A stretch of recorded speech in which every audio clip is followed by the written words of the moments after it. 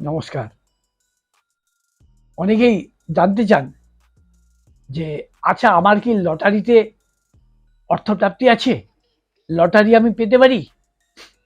মানুষের একটা স্বাভাবিক কৌতূহল, এটা স্বাভাবিক আকাঙ্ক্ষা যে লটারিতে লক্ষ লক্ষ টাকা পেয়ে যাব। এরকম একটা এখন তো আবার ১,০০,০০,০০০ টাকা পাওয়া যায় লটারিতে। তো লটারিতে কি যোগ থাকলে লটারিতে টাকা পাওয়া যায়?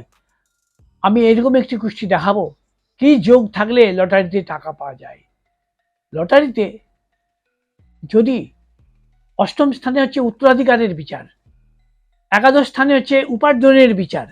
যদি অষ্টমপতি একাদশে শুভ হয়ে অষ্টমপতি একাদশপতি যদি পরস্পরের মিত্র হয় এবং যদি অষ্টমপতি একাদশে থাকে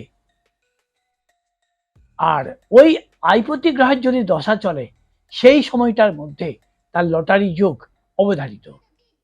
এটা দেখতে হবে যে অষ্টমপতি এবং একাদশপতির মধ্যে বন্ধুর সম্পর্ক কিনা এবং অষ্টমপতি একাদশপতি শুভ অবস্থায় আছে কিনা কিনা, এটা খুব গুরুত্বপূর্ণ বিষয়। আপনাদেরকে একটা কুষ্টি দেখাচ্ছি, দেখুন আপনারা, দেখা যাচ্ছে এই কুষ্টিটা দেখুন। এর জন্ম তারিখ 23/6/1972, সকাল 6:40 জন্ম, কলকাতা। এর কর্কট লগ্ন, তুলা রাশি। এর দেখুন অষ্টমপতি শনি, এর যেহেতু কর্কট লগ্ন তাই অষ্টমপতি শনি এবং কোথায় বসে আছে? একাদশে বৃষ রাশিতে বসে আছে।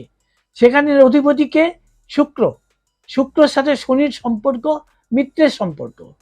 তো এখানে অষ্টমপতি শুক্র, এই শনি আইপতি শুক্রের সাথে একসাথে বসে আছে। এই যে মানে একটা দারুণ একটা যোগ। এই এই যোগে এই লটারিতে অর্থ লাভ হয়েছে একাধিকবার, বোধহয় ৪-৫ বার লটারিতে টাকা পেয়েছে। কখন পেয়েছে? যখন আইপতি শুক্রের দশা অন্তর্দশা চলেছে, সেই সময়টাই। শুক্রের দশা অন্তর্দশা, শুক্রের দশা, শনির অন্তর্দশা, এইরকম সময়গুলোতে ও বারবার অর্থ পেয়েছে। এবং এর ধনপতি রবি, ধনপতি রবি আছে দ্বাদশে। ধনপতি রবি দ্বাদশে থাকলেও সে বিত্তবান হয়। তো এই যে মানে লটারির যে যোগ, লটারির যোগ হচ্ছে আইপতি যদি সরি অষ্টমপতি যদি, অষ্টমপতি মানে উত্তরাধিকার, অষ্টমপতি যদি একাদশে আরো স্থানে থাকে এবং দুটোই পরস্পরের মিত্র গ্রহ হয়, তাহলে তার লটারিতে অর্থপ্রাপ্তির যোগ সৃষ্টি করে। তা আপনারা আপনাদের কুষ্টিগুলো দেখুন। তবে এখানে একটা বিষয় আছে, এই গ্রহগুলো যদি স্ফুট বিচারে খারাপ হয় তাহলে কিন্তু এই যোগটা ভঙ্গ হয়ে যাবে, তাহলে এই যোগটা মিলবে না।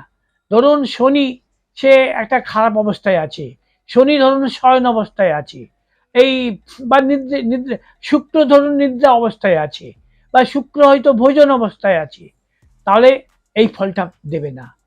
তা ওই জন্য স্ফুট বিচারটা হচ্ছে আলটিমেট বিচার। স্ফুট বিচারের থেকে উপরে আর কোনো বিচার নেই।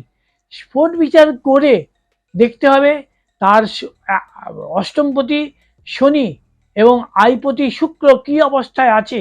যদি শুভ অবস্থায় থাকে, এই যে কুষ্টিটি আমি দেখালাম, এই স্ফুট বিচারে এই দুটো গ্রহই এর ভালো অবস্থায় আছে, তাই এর বারবার মানে কয়েক লক্ষ টাকা এই লটারিতে লাভ করেছে। ৩-৪ বার, বোধহয় ৪ বার মোট লটারি পেয়েছে। এই যোগ আছে না আপনাদের কুষ্টিতে আছে কিনা? ১ নাম্বার এই যোগটা আছে নাকি? ২ নাম্বার দেখুন স্ফুট বিচারে এই দুটো গ্রহ শুভ কিনা। ৩ নাম্বার হচ্ছে এদের দশা অন্তর্দশা আছে কিনা, পাচ্ছেন কিনা। অনেকেই আছে যার এই মানে অষ্টমপতি বা আইপতির দশা বা অন্তর্দশাই জীবনে পাবে না, এমন অনেকেই আছে। তাদের বেকার হয়ে যায় এই যোগগুলো।